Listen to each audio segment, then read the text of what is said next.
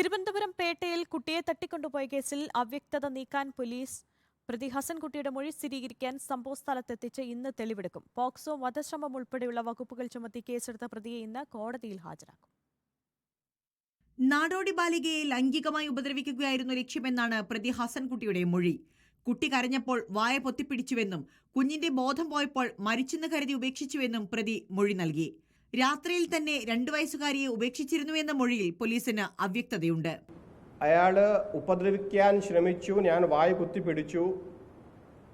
കുത്തിപ്പിടിച്ചു കഴിഞ്ഞിട്ട് കുട്ടി അനക്കമില്ലാതാവുമ്പോൾ എനിക്ക് ഒരു പേടിയായി എന്നാണ് ഇപ്പോൾ പറയുകയാണ്. പക്ഷേ നമുക്ക് അവിടെ എന്താണ് സംഭവം അവിടെ പോയിട്ട് മനസ്സിലാക്കേണ്ടി വരും. കോടതിയിൽ ഹാജരാകുന്നതിന് മുൻപ് പ്രതിയെ സംഭവസ്ഥലത്തെത്തിച്ച് തെളിവെടുത്തേക്കും. വർക്കല ഐരൂർ സ്വദേശി ഹസൻകുട്ടിക്കെതിരെ പോക്സോ, വധശ്രമം വകുപ്പുകൾ ചുമത്തിയാണ് പോലീസ് കേസെടുത്തത്. ഹസൻകുട്ടി കുറ്റം സമ്മതിച്ചുവെങ്കിലും കൂടുതൽ തെളിവുകൾ ശേഖരിക്കാനാണ് പോലീസിന്റെ നീക്കം.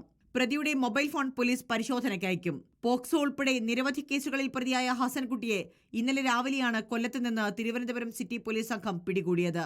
കാണാതായ കുട്ടിയെ ബീഹാർ സ്വദേശികളുടേത് തന്നെയാണോ എന്നറിയാനുള്ള DNA പരിശോധനാ ഫലവും ഇന്ന് ലഭിക്കും. റിപ്പോർട്ടർ, തിരുവനന്തപുരം.